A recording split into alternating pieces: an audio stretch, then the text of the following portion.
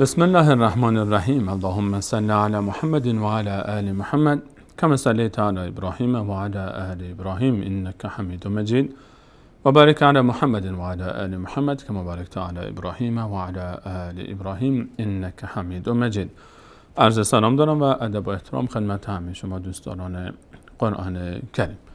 در برنامه‌های گذشته به همراه شما عزیزان سروران در بررسی قواعد اولیه روحانی قرآن کریم به حرکت‌های کوتاه فتحه، کسره و ضمه اشاره کردیم. همینطور به نحوه قرائت حروفی که علامت ساکن دارن و یا علامت تشدید دارن و گفتیم که ساکن همیشه با آخرین حرکت ما قبل خوانده میشه و تشدید هم که نوعی از ساکن هست به علاوه یک حرف دیگر حرکت دار. هر حرفی که شما دیدید علامت تشدید روی اون هست، یک بار به کمک آخرین حرکت ما قبل خوانده خواهد شد آن حرف، یک بار با حرکتی که خودش داره، حال یا فتحه یا کسره و یا ضمه. علاوه بر این همچنین اشاره کردیم به حرکات کشیده. ما حرکات کوتاهی داریم به نام فتحه، کسره و ضمه ا، ا، او.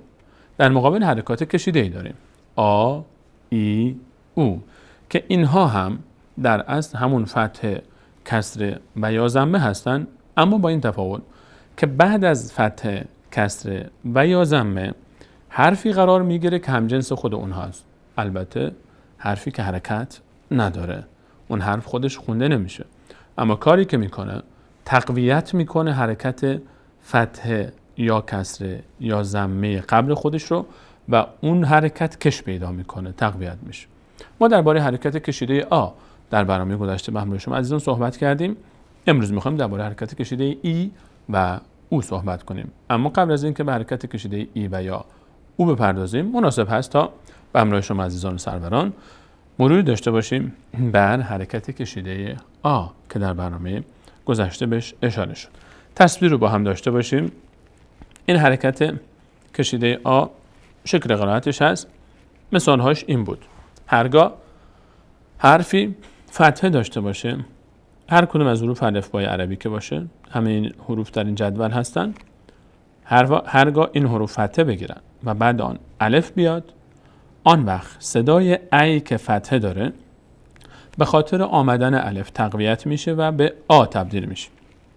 ما تلفظ میکنیم اونها رو با صدای آ، مثل با، دیگه نمیگیم با، تا، ثا، جا، ها، خا، دا، ذا، را، زا، سا، شا، صا، ضا، طا، ظا، عا، غا، فا، قا، کا، لا، ما، نا، با، ها و یا. اینها صدای کشیده آ بودن. وقتی فتحه روی حرفی قرار میگیره، حرفی فتحه داره و بعد از فتحه صدای حرکت الف میاد، بعد از فتحه حرف الف میاد و اون موقع ما فتحه رو با صدای آ میخوانیم، تقویت میشه، این صدا کشیده میشه.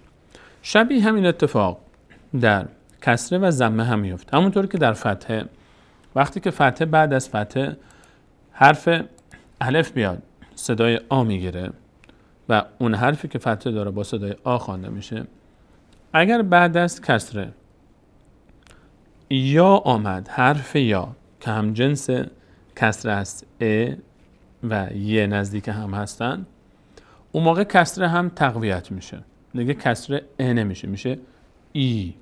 هر وقت بعد از کسره، هر حرفی که کسره داره بعد از این کسره یک یا میاد، اون یا حرکت نداره، اون موقع این کسره تقویت میشه، صدای ا میشه ای، کش میاد، تقویت میشه، چون حرف ما بعدش هم جنسش هست، کش پیدا میکنه و تقویت میشه، به شرط این که حرف ما بعد حرکتی از خودش نداشته باشه. این اتفاق در کسره میفته. این همین اتفاق هم در ضمه میفته. وقتی که بعد از ضمه حرف واو باشه که هم جنس ضمه است، اون موقع صدای اوی ضمه تبدیل میشه به او، کشیده میشه. وقتی حرفی ضمه داره و بعد از اون واو میاد که اون واو از خودش حرکتی نداره، اون موقع اون ضمه با صدای او خوانده میشه که ما بهش میگیم صدای کشیده او.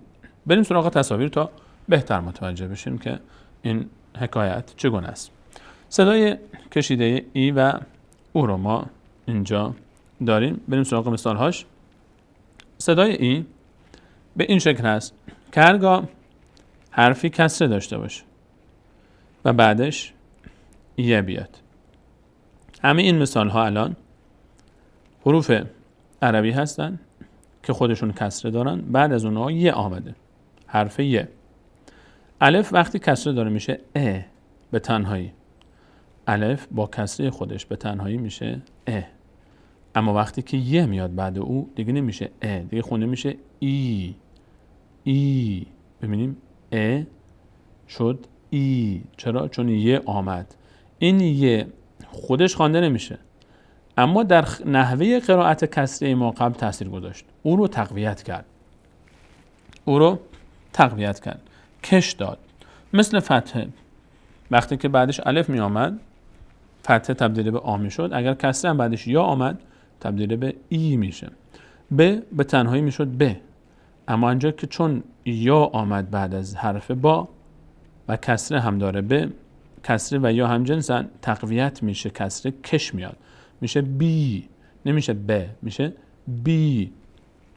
تی، ثین، جی، حی، خی، دی، ذی، ری، زی، سی، شی، سی، ضی، طی، ضی، عی، غی، فی، قی، کی، لی، می، نی، وی، هی، یی، یی.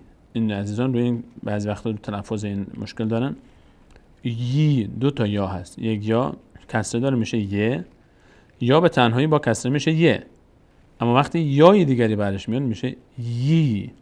ه به تنهایی میشه ه، اما وقتی که یا میاد میشه هی. و به تنهایی میشه و به همراه کسره میشه و، اما وقتی بعدش یا میاد میشه وی. همین حکایت برای نون و میم و بقیه هم است. نی به تنها نون میشد نه، اما وقتی یا میشد میشه نی. می، نی، وی، هی، یی. این رو عزیزان دقت کنید که خلاصه این حرکت و یا صدای کشیده ای قانونش این هست که شما هر وقت حرفی کسره داشت، بعد از کسره یا آمد، یایی که حرکت نداره از خودش، اون حرفی که کسره داره دیگه با صدای ا خوانده نمیشه، با صدای ای خوانده میشه. مثلا در ب میشه بی، در ز میشه ذی، در ت میشه قی، در د ل میشه لی. بریم به سراغ مثال بعد. این مثال صدای کشیده ای بود، اما مثال هایی که برای صدای او میاد. حالا ما گفتیم که بعد از فتحه اگر الف آمد صدای آ میگیره، آن حرف میشه آ، با صدای آ خوانده میشه. بعد از کسره اگر یا آمد، آن حرفی که کسره داره با صدای ای خوانده میشه. اگر بعد از حرفی که ضمه داره، بعد از حرکت ضمه واو آمد، حرف واوی که خوانده نمیشه، خودش حرکتی نداره از خود، آن وقت آن حرفی که ضمه داره به جای اینکه با صدای او خوانده بشه، چون گفتیم هر حرفی که ضمه داره با صدای او خوانده میشه، اینجا اگر واو بعدش آمد و خوانده نمیشد دیگه صدای او نمیشه، میشه صدای او کش پیدا میکنه و باید مقداری بکشید. همونطوری که بارها تاکید کردیم که در فتحه، کسره و یا ضمه صدای ا و یا او نباید بشه آ، ای و او، نباید کش پیدا بکنه، فقط او. در جاهایی که باید کش پیدا بکنم نباید فتحه و کسره و ضمه فقط تلفظ بشه، باید مشخص بشه که اینجا کشیده هست.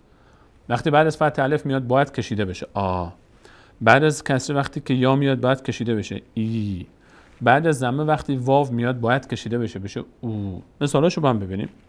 الان مثلا این حروف الفبای عربی همشون ضمه دارن، از الف تا یا همه اینها ضمه دارن. به تنهایی میشد او، بو، تو، ثو، بدون واو البته. الان بعد از ضمه واو آمده، دیگه الف با ضمه که تنها میشد او، دیگه الان نمیشه او، واو آمده میشه او، تقویت میشه او، کش پیدا میکنه صدا. بو، تو، ثو، جو، حو، خو، دو، ذو، رو، زو، سو، شو، سو، ضو، طو، ضو، عو، غو، فو، قو، کو، لو، مو. ببینیم اینجا مثلا خط آخر رو بیشتر روش صحبت کنیم. کاف به تنهایی میشد کو، وقتی واو اومد میشه کو. ببینیم تفاوت بین ضمه و صدای کشیده او در چی هست. کاف به تنهایی میشد کو، اما چون واو اومد میشه کو. فرق بین کو، کو. متوجه بشن عزیزان که این فرق بین ضمه و صدای کشیده او هست، بیشتر کشیده میشه. لام به تنهایی میشد لو، اگر لام بعدش واو نمی بود این لام ضمه دار میشد لو، اما الان میشه لو. میم همینطور به تنهایی میشد مو، اما واو تقویت میکنه او رو میشه مو. نون به تنهایی میشد نو، اما واو او رو تقویت میکنه میشه نو. واو همینطور به تنهایی میشد وو، اما واو بعدش میشه وو. ه به تنهایی میشد هو، اما با واو میشه هو. یا به تنهایی میشد یو، اما با واوش میشه یو. این هم از صدای کشیده او. پس خلاصه صحبت تا اینجا اینه که ما همونطور که صداهای کوتاهی داریم، که فتحه است، که کسره هست و او که ضمه هست، صداهای کشیده هم داریم که همین فتحه و کسره و ضمه بعضی وقتها کشیده میشن بیشتر از حد ممکنشون. اون موقع چه موقعی است؟ وقتی که بعد از فتحه، کسره و یا ضمه حرف بعدشون هم جنس اونهاست و حرکتی هم نداره. بعد از فتحه الف میاد، اون موقع میشه آ. بعد از کسره وقتی یا میاد، اون موقع میشه ای. بعد از ضمه وقتی واو میاد، اون موقع میشه او. اینها رو میگیم صدای کشیده آ، ای و او. فتحه بعدش الف، کسره بعدش یا، ضمه بعدش واو. بریم به سراغ مثال‌های بیشتر تا در تمرین بهتر جا بیفته که چگونه خوانده میشه. تمرین اولمون رو شروع میکنیم. در این مثال اول یس فتحه، یه فتحه داره به تنهایی میشه یس. یا سین هم ساکن هست، نیاز داره به کمک فتحه ما قبل. یس تا. واو کسره داره، به تنهایی میشد و، اما بعد از کسره یا آمده. یه حرف یه همجنس کسره است، اینجا کسره تقویت میشه، دیگه نمیشه و، میشه وی. یس تا وی، یس تا وی، یستوی. ببینیم اینجا الان صدای کشیده ای داره. مثال بعد، اینجا این کسره داره میشه با فتحه داره میشه ب، اما الف بعدش بعد از فتحه الف آمد. گفتیم بعد از فتحه وقتی الف آمد، چون الف هم جنس فتحه است و خود این الف هم حرکتی نداره، الان این فتحه تقویت میشه، صدای آ میگیره، دیگه نمیشه ب، میشه با. با. دال کسره داره میشه د، اما چون بعدش یا آمده و هم جنس دال است میشه چی؟ دی. عیبا دی.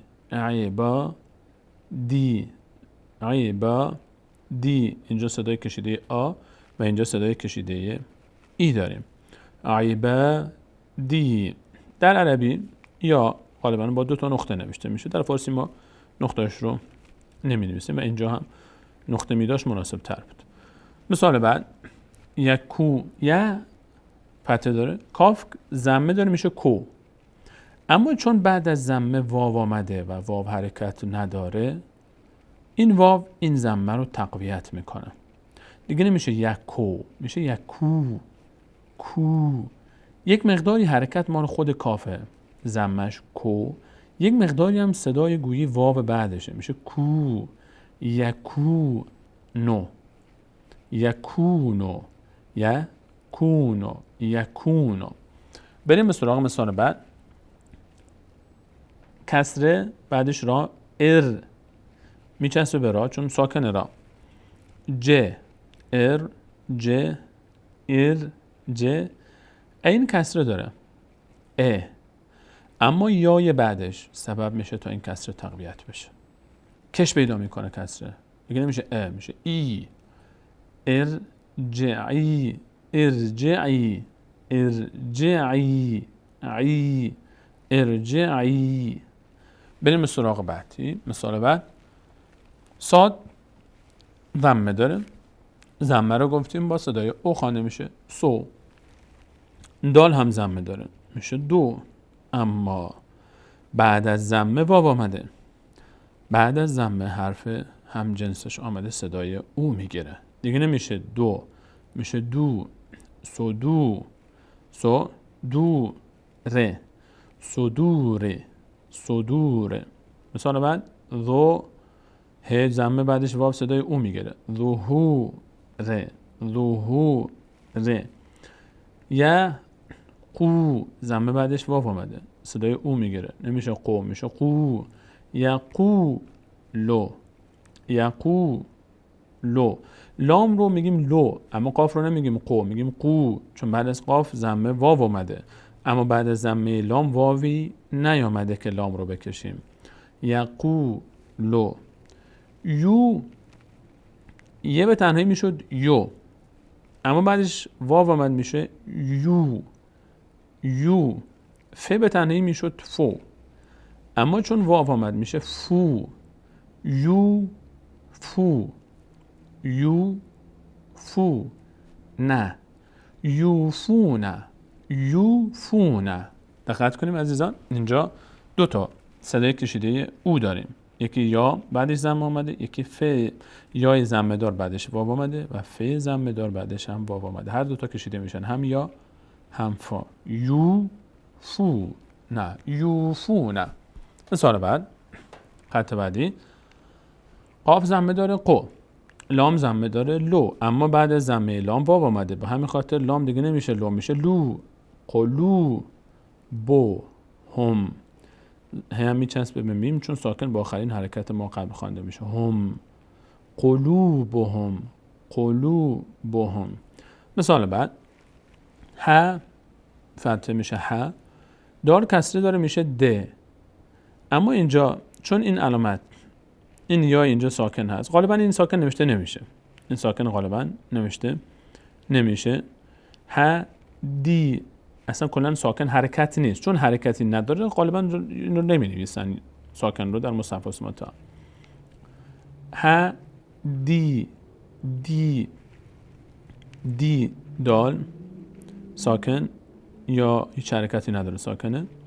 دال کسره داره، دی، دی کش میاد، گویی که این کسره میچسبه بیا، دی، حدی سو.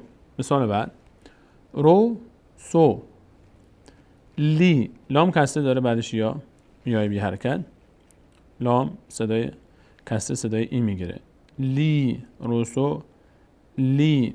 مثال بعد یو ری، را کسره داره بعدش یا آمده، ری، یوری دو، یوری دو، یوری دو، یوری دو. بریم به سراغ مثال های بعدی. مصیبتون، مصیبتون. تمرین رو در درس بعدی انشاءالله دربارش به تفصیل صحبت خواهیم کرد. مصیبتون، سه کسره داره بعدش یا آمده. سی مصیبتون، مصیبتون. ب قا می کسره بعدش یا صدای ای میگیره. می بقامی، بقامی سی. صاد هم همینطور بعدش یا آمده کسره داره بعدش یا صدای ای میگیره. اینجا میم بعدش یا صدای ای گرفت و صاد هم بعدش یا صدای ای میگیره. بقامیسی، بقامیسی. اقلعی، اقلعی، اقلعی. ابا فتحه بعدش الف صدای آ میگیره. ابا. بی، بی قبل بعدش کسره، به مکسور بعدش یا، به کسره داره بعدش یا صدای ای میگیره. ابابیلا، ابابیلا. خط بعدی فتحه بعدش الف آمده صدای آ میگیره. که لام ضمه داره بعدش واو آمده صدای او میگیره. لو، که لو هم، کلوهم، کلوهم. ذک زمین چسب به کاف چون ساکنه، ساکن با آخرین حرکت مقب خوانده میشه. کسره زال. ذک ری، ر کسره داره بعدش یا صدای ای میگیره. ری، ذک ری، ذک ری. ف مو لا فتحه بعدش الف، الف کوتاه صدای آ. لا فمولا، فمولا. ق بعدش یا آمده. فمولا قی، قی. فمولا قی این ساکن مالی یا هست. فمولا کسر مال قاف ساکن مالی یا. فمولا قی ه، فمولا قی ه. ف مثال بعد قاف ضمه داره بعدش واو صدای او. قو لام کسره داره بعدش یا صدای ای. قاف ضمه داره بعدش واو صدای او میگیره. قو، فقو. لام کسره داره بعدش یا آمده صدای ای میگیره. لی، فقولی، فقولی. مثال بعدی لی، لی. مثال بعد ارنی، ارنی. سا فتحه بعدش الف صدای آ. سا ضمه بعدش واو صدای او. هو، سا هونه، سا هونه. کاف بعدش الف آمده فتحه داره بعدش الف صدای آ میگیره. کا ت. ب ضمه داره بعدش واو آمده، این ضمه مال با هست.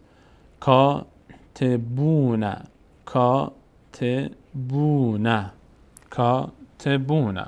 اینها مثال های آ، ای و او هستن. این رو هم به صورت سریعتر این مثال رو به شما عزیزان مرور بکنیم.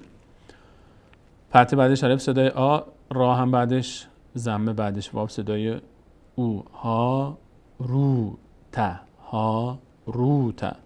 لمح جو بو نه. اینجا هم جیم هم با صدای او میگیرن چون بعد از ضمه واو آمد.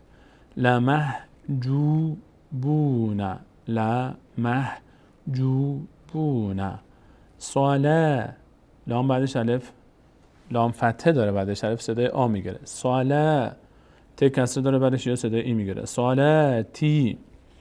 ه الف فتحه بعدش الف ها. حافظون، حافظون. یموتون، یموتون. موجه جیم بعدش الف صدای آ میگیره، فتحه داره بعدش الف صدای آ. موجه ه دال ضمه داره بعدش واو صدای او میگیره. دو مجاهدون، مجاهدون. حدی کسر بعدش یا صدای ای. دی حدیده. کلی لام کسر بعدش یا صدای ای. لی کلی. محسنین، محسنی کسر بعدش یا صدای ای. محسنین. اسم فتح بعدش الف صدای آ. اسم این بعدش یا صدای ای. عی اسماعیل، اسماعیل. نستعین این کسره داره بعدش یا آمده. عی نستعینو. ین تیقون ضمه بعدش واو صدای او میگیره. ین ینطقون یا ینطقون. این هم مثال های دیگری از کلام الله مجید که حسن ختام این برنامه خواهد بود. با هم تکرار میکنیم. قد افلح من، نون وقتی کلامت نداره یعنی ساکنه. من زکا، فتح بعدش الف آمده، فتحه کاف بعدش الف آمده، صدای آ میگیره. زکا، هی بعدش الف آمده، دوباره صدای آ میگیره. ها، زکا ها. ف ال ها ما ها، فتح بعدش الف صدای آ. ها فالهمها. فو، جیم ضمه داره بعدش واو اومده، صدای او میگیره. جو، فو جو، فو جو. را، فتح بعدش الف صدای آ. ها فجورها. و تق و، فتح بعدش الف اومده، ببینیم اینجا الف هست روی یا آمده، یا خوانده نمیشه خودش. فتح بعدش الف، واو صدای آ میگیره. تق و، فتح دوباره بعدش الف. ها تق و ها. و قد خواب، فتح بعدش الف صدای آ. خواب. من، نون هر جا در قرآن کریم دیدید علامت نداره یعنی ساکنه.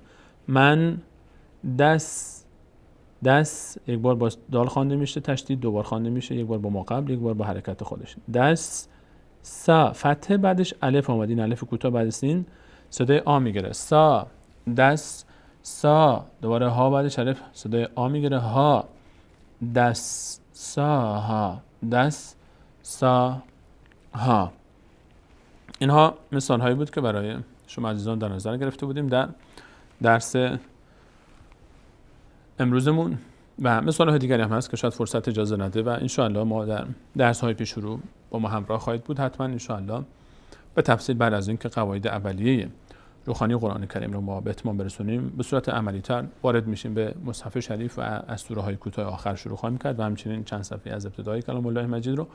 و انشاءالله اگر بیننده برنامه خودتون باشید تا پایان، در پایان این برنامه ها حتما انشاءالله به راحتی خواهید توانست که هر صفحه از کلام الله مجید رو که باز بکنید بتونید تلاوت بکنید و با اطمینان مطمئن باشید که درست هم میخوانید، چون قواعد رو به صورت اساسی و پایه‌ای یاد گرفتید انشاءالله. در برنامه بعد همچنان با شما انشاءالله عزیزان همراه خواهیم بود در بررسی و بیان قواعد دیگری از آنچه که در روحانی کلام الله مجید با هم نیاز هست که یاد بگیریم و این درس ها رو تمرین داشته باشید. حتما عزیزان هر درسی رو بخوبید تا کامل یاد نگرفتید سراغ درس بعدی نرید و این درس ها رو پیش خودتون بارها و بارها و بارها تکرار بکنید تا به خوبی جا بیفته. بعد درس بعدی رو شروع بکنید و اون رو تمرین بکنید تا انشاءالله بتونیم به راحتی که این مسیر رو به همراه شما عزیزان پیش ببریم. تا برنامه بعد همه شما خوبان عزیزان، الله متعال می‌سپارم. الله یار و نگهدار شما.